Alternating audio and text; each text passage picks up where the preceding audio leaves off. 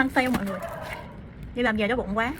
Thấy trên cái app á, một hộp mì trộn có 1.000, cho nên là thêm mua kèm. Tổng cộng hết như đây là 50k.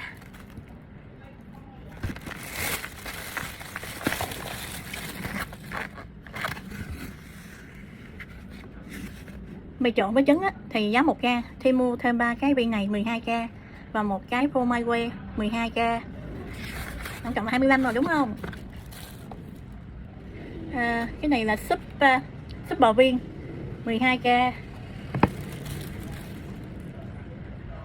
Cái này 15k. Còn cái này là súp trứng. Cái này là súp trứng 12k.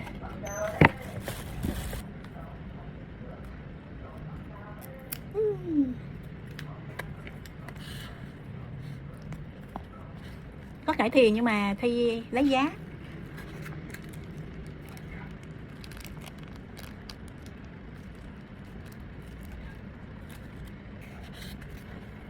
Trộn lên.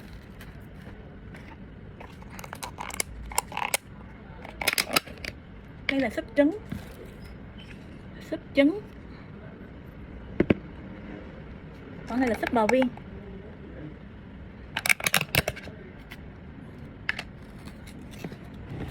Xé không được đẹp mọi người ơi. Mời mọi người.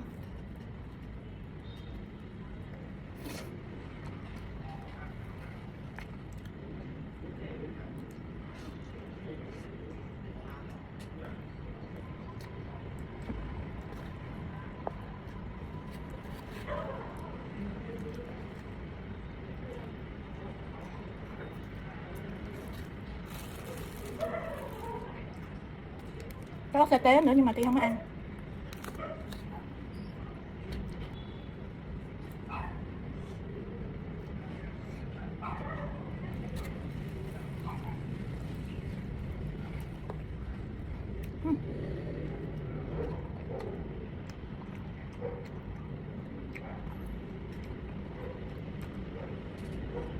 Ở trong nó có phô mai.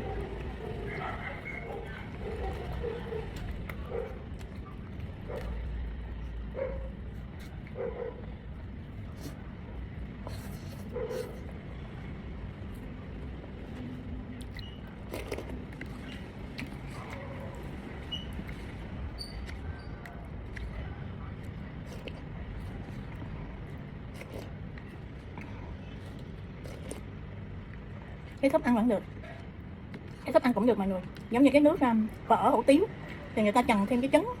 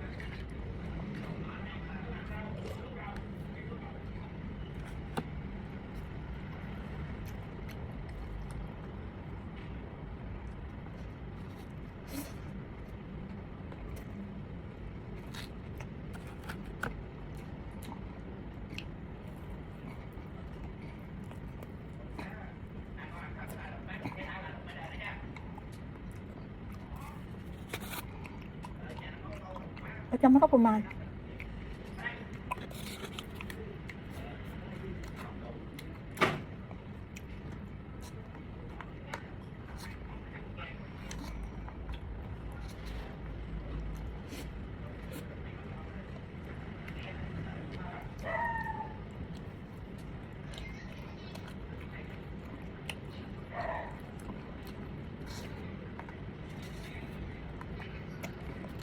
Một hộp mì với lại cái trứng có 1.000 đồng mà mọi người. Một hộp mì với một cái trứng có 1.000 đồng à.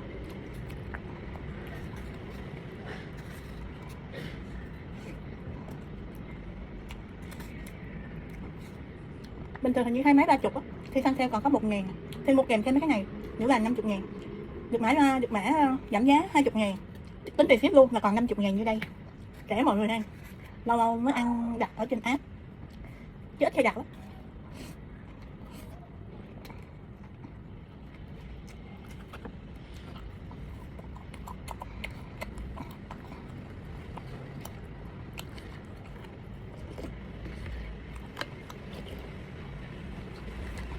Đổ vô luôn.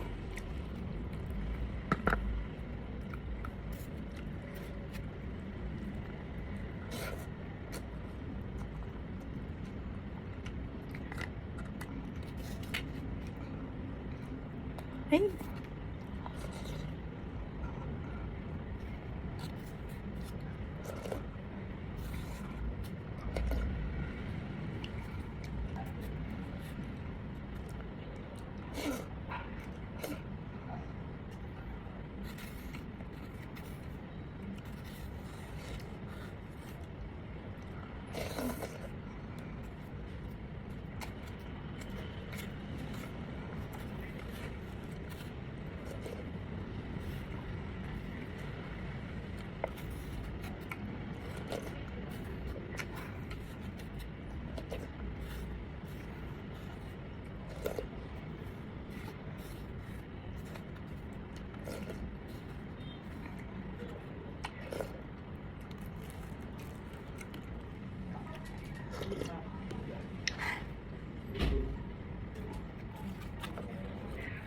Phô Mai Que.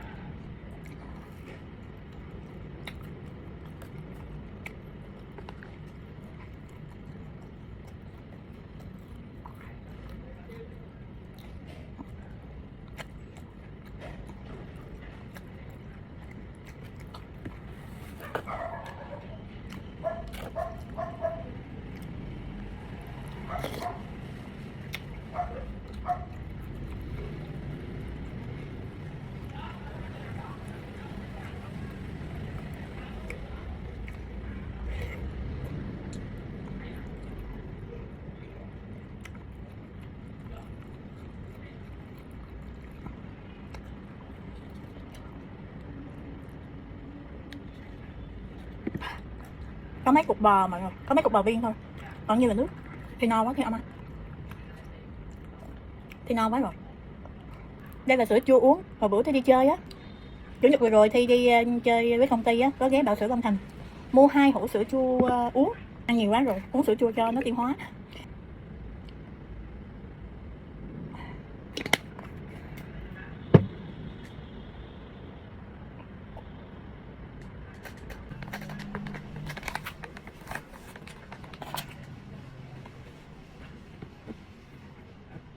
Thì no quá rồi. Bye bye mọi người.